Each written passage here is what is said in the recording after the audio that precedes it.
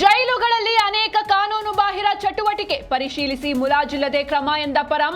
ಅಧಿಕಾರಿಗಳ ಜೊತೆ ಗೃಹ ಸಚಿವರ ಮೀಟಿಂಗ್.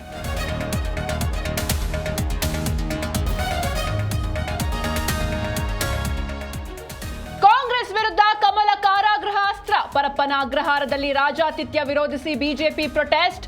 ಸಿಎಂ ಮನೆ ಮುಂದೆ ಅಶೋಕ್ ನೇತೃತ್ವದಲ್ಲಿ ದಂಗಲ್.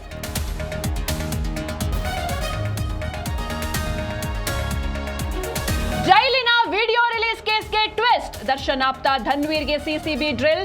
ಮೊಬೈಲ್ ವಶಕ್ಕೆ ಪಡೆದು ರಿಟ್ರೀವ್.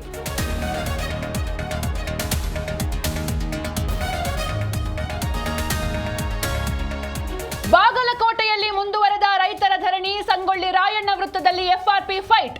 3,500 ರೂಪಾಯಿ ದರ ನಿಗದಿಗೆ ಒತ್ತಾಯ.